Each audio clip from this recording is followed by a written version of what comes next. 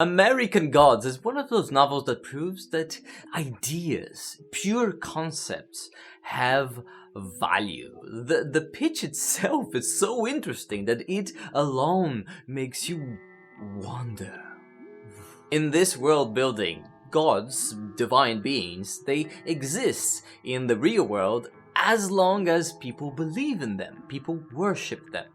And the stronger the belief, the more powerful this god's manifestation is. This idea in itself is not that creative, or the authors had done this before. The interesting bit comes next. This god phenomenon is not global, but sort of local. The Indian Buddha and the Swedish Buddha and the Australian Buddha, they look different, they behave different, and they have different levels of worship and power. The Argentinian Jesus looks like somebody you could meet in the calles of Rosario, and sort of occupies this Argentinian archetype with Jesus-like characteristics that fit in that context. So who are the gods of the old pantheons in modern America? How do they behave? How do they look like? How do they get by? What a wonderful concept. Of course, this good idea can only shine because of Neil Gaiman's expert writing. So let's use Gaiman's idea to propel us, to put us one step closer to his level of writing and world building. Welcome to the Worldbuilding Dojo, a series of videos in which I introduce you to a piece of fantastic world building that exists out there in books and games and movies. Then I transform this into an exercise that any writer can try at home if they want to train their world building skills. And at the end, I present my own entry for this exercise just as an example for people who want to also try it. If that's something that sounds interesting to you, why don't you subscribe to this channel so you know about all the dojo entries in the future? Wink. As I just introduced, in this world, the old gods have their American translations. And this is the clever bit. How to translate, what to translate. The way Gaiman builds those characters is mysterious at first, but eventually you start to see the bridges and you go, oh, this godly characteristic was translated into this American behavior. How interesting indeed. When done right, this makes the reader feel smart. This is the thing that we want to mimic. I'm gonna give you a couple of examples from the book now. Nothing major, just minor details. But if you want to skip that, you just jump to this timestamp and I will be done with it. Okay? 3, 2, 1. The two Egyptian gods of death, Anubis and Thoth, their American versions run a funerary parlor, which is an okay metaphor, not such a clever metaphor, but the part that I like is that they run it in a city called Cairo, Illinois, a place that actually exists. Nice. Some of the old gods are not doing great in this scenario, like Odin. There's not a lot of Odin worshippers in modern America. Other gods are doing just terrific, like Jesus Christ. Some gods, though, they're doing unexpectedly fine, like the ancient god Ostara, who sort of adopted her new American name, Easter. The naming of the gods can be quite interesting. Some assumed similarish anglicized names, like Anansi, which in this version became Nancy. Others are a bit more subtle, like Chernobog, who kept his original Polish name, as this is the thing among the Polish community in America. They keep their original names, they don't get anglicized. That's why we're used to so many Polish names out there. Those bridges, one foot in myth and history and the other one in actuality and pop culture. This is what creates the spice in this novel, and this is what we're gonna try to emulate today. Let's open the dojo. This exercise will be rather simple, as this writing structure to create those gods is actually quite stable throughout the novel, But I'm gonna add one extra provocation in the middle, just to make things a little more interesting. First of all, evidently, we need to choose an old god, a god that already exists out there, and give this god an American name.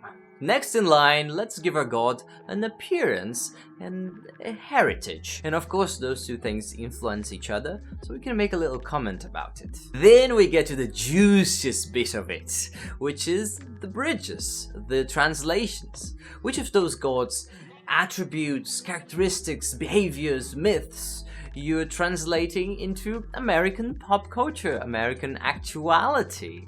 Why did you choose those ones? Why did you make those connections? What's the logic there? And here's the extra provocation I promised. How many characteristics, how many bridges, how many connections? Are you giving this character enough color, enough personality, enough behavior? Are you giving this character too much? Are you overloading and overthinking this character before you even started writing? I don't have the answers for you, but this is a thing that you should always keep in mind. Am I doing too much? Am I doing too little? And by exercising this question, you will find the proper amount of information and world building you need to give to each of your characters in time. By the way, I'm just proposing an American translation because I'm trying to follow Gaiman sensei here. I am, as you probably noticed, not American, and I don't claim to be an expert in American culture in any way. I'm just doing this because it's fun. But if you would rather do this exercise differently and do the translation to another culture, that's also super cool. And this exercise is particularly nice because it involves a phase of research and then a phase of creation, two crucial abilities for any world builder out there. Okay, so for the last part of our exercise, we also need to explain how does this god gets their devotion in modern America. They have followers, or they do some event or some cultural practice to attract worshippers, or maybe like Easter, they just imbue themselves in some part of the culture. That should be interesting. And now with all the rules explained, the rest of this video will be my own version, my own entry for this same exercise. If you'd rather not be influenced by my exercise, you can pause now, do it yourself, and then watch the end later. I wonder if we're gonna make something different or something similar.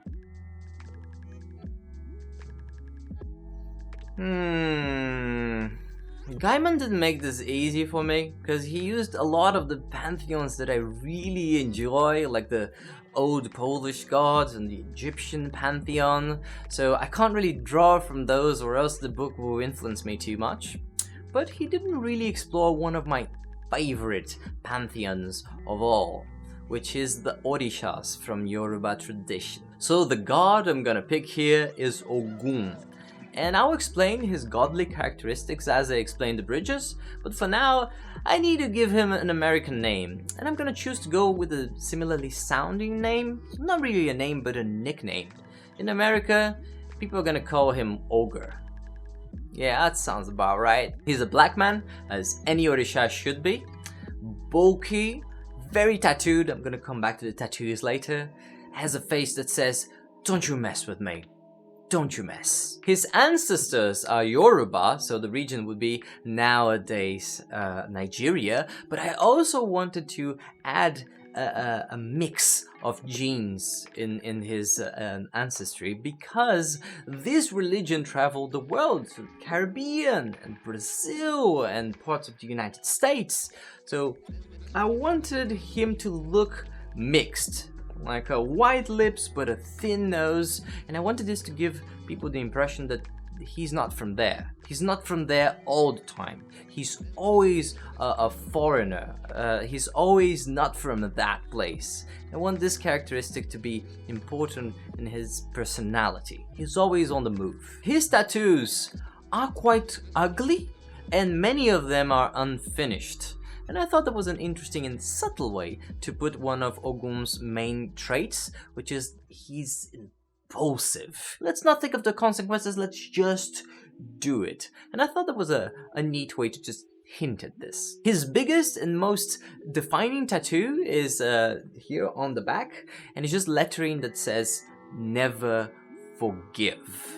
And this alludes to some of this god's myths, in which he's just incapable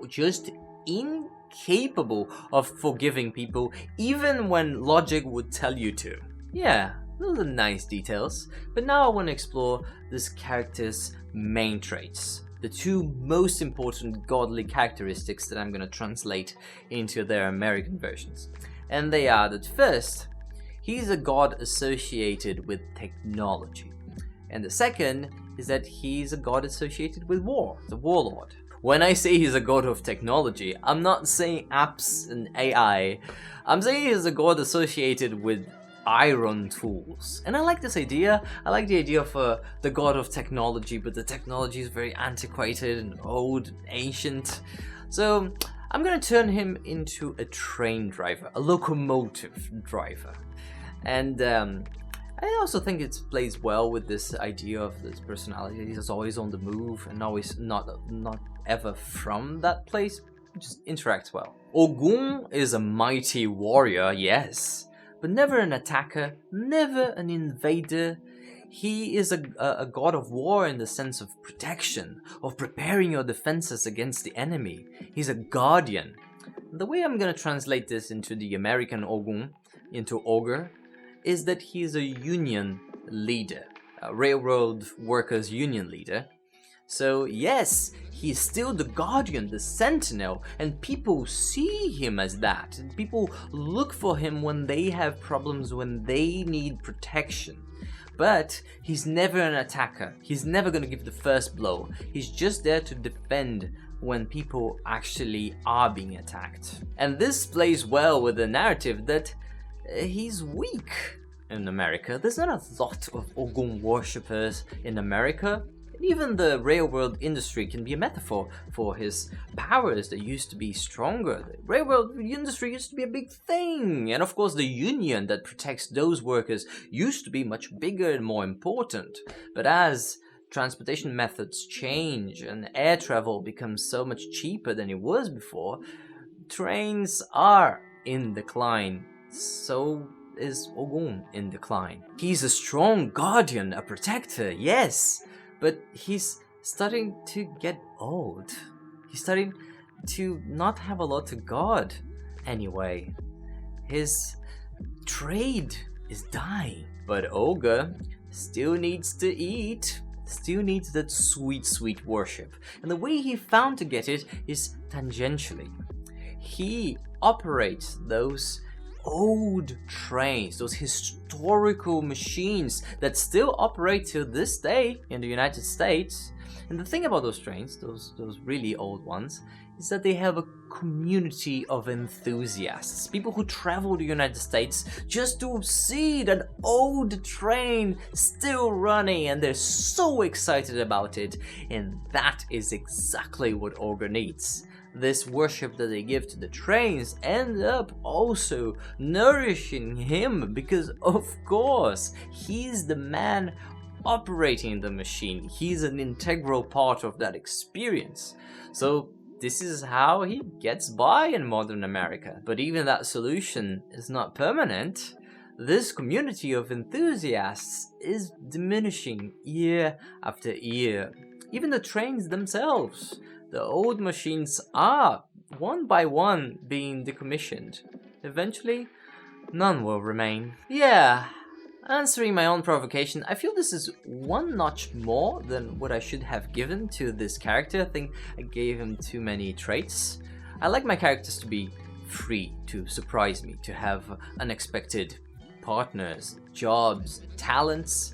I think I gave Ogum too much of a structure, but I still think it's a workable structure. It can be bent here and there. And I also quite like the comparison between this old industry and this old god. I think it's neat. And with that, we get to the end of the exercise today. I'm gonna link another Worldbuilding Dojo video on the annotations and also on the doobly-doo below if you're interested in this format. This video was sponsored by my first patron, Maukior. Thank you so much for trusting in me. thank you so much. Your support means a lot. If it's your first time here, don't worry about Patreon. Have fun with the videos, have a blast. If it's your 15th time here, consider donating some money to my Patreon, that would be cool. And I'll see you next time, folks. Ciao, ciao.